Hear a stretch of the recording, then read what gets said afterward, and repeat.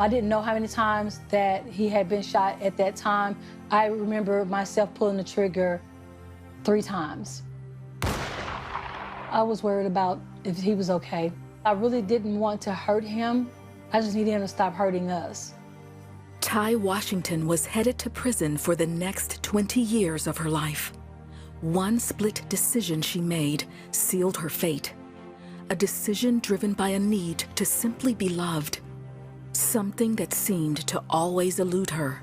I would always seek that type of affection and attention and acceptance and worth through other people, even if they were not even for my good. Ty was raised by her single mother. She never knew her biological father. When her mother married, she thought she would get the family she always wanted. That is, until the physical and verbal abuse started.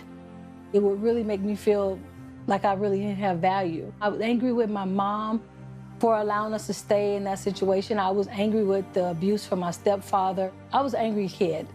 At 17 years old, Ty started seeing an older man. She would do anything to keep him happy.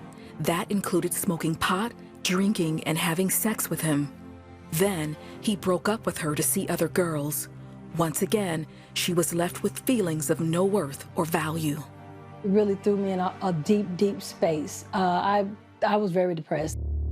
Over the next 12 years, Ty went through several abusive relationships with men, one which resulted in having a son, D'Angelo. Then, she met a man she dated for 5 years before they married. By then, they had a daughter, Kennedy. Unfortunately, he was an abusive drug user. Their fights turned into volatile, all-out brawls. However, she still wanted their relationship to work. I could not get the strength to just stop going into this vicious cycle because I was always thinking there may be hope to make it better.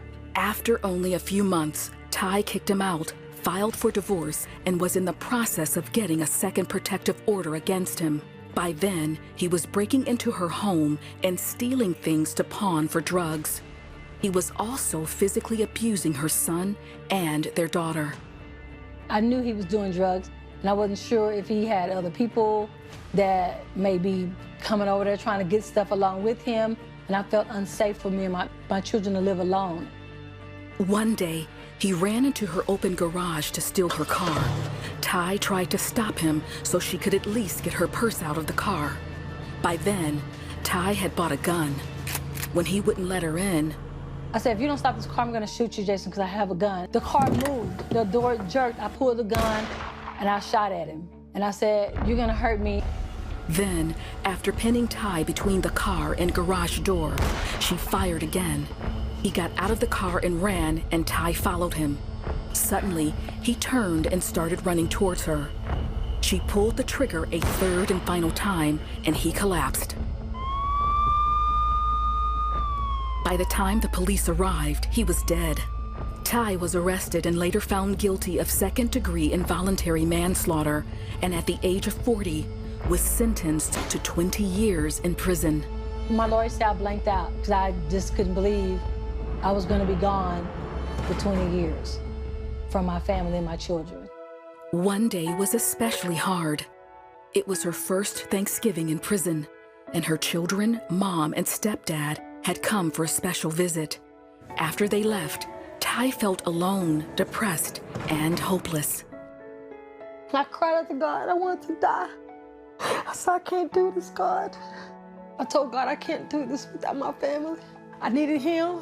If he existed, I needed to know if he was real. I had pain meds that for my back condition that I have, and I was going to take all those pills and just go to sleep. But I didn't. I fell asleep before I could take the pills.